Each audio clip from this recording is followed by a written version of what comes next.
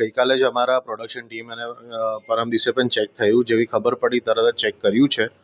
આમ quality standards માટે આપણે એકદમ જ સંતુષ્ટિ છે, જે ક્વોલિટીનું એક સિનોનિમ છે. આપણે ઓલરેડી ચેક કરાવી લીધું છે. Everything is taken care of. અને આપણામાં કોઈ પણ પ્રોડક્ટ એવું નથી જે એક્સપાયર્ડ પ્રોડક્ટ હોય કે બગડેલું પ્રોડક્ટ હોય. કેકમાં ફૂડની ફરિયાદ પ્રાપ્ત થઈ હતી તે અન્વયે આજે અમે અહીંયા food safety and standard act મુજબ ઇન્સ્પેક્શનની કામગીરી માટે આવેલ છે. જે કેકની ફરિયાદ હતી તે કેક નથી, ઉપરાંત જે ફૂડ સેફ્ટી એન્ડ સ્ટાન્ડર્ડ એક્ટમાં કેકનો નમૂનો લેવા માટે પ્રિસ્ક્રાઇબ ક્વોન્ટિટી છે એ ક્વોન્ટિટી પણ નથી. એટલે અહીંયા ઇન્સ્પેક્શનની કામગીરી પ્રોપરલી હાથ ધરવામાં આવેલી છે. અને તે લોકોએ જે મેન્ડેટરી ડોક્યુમેન્ટ્સ રાખવાના હોય તૈયાર તે છે કે કેમ તેનું ઇન્સ્પેક્શન અને તેઓનો જે ફ્રીઝ છે કે રો મટીરિયલ અહીંયા જે પણ છે તેની ઇન્સ્પેક્શનની કામગીરી અત્યારે ચાલી રહી છે. સર, ઇન્સ્પેક્શન દરમિયાન શું સામે આવ્યું અને કયા પ્રકારની હવે કાર્યવાહી?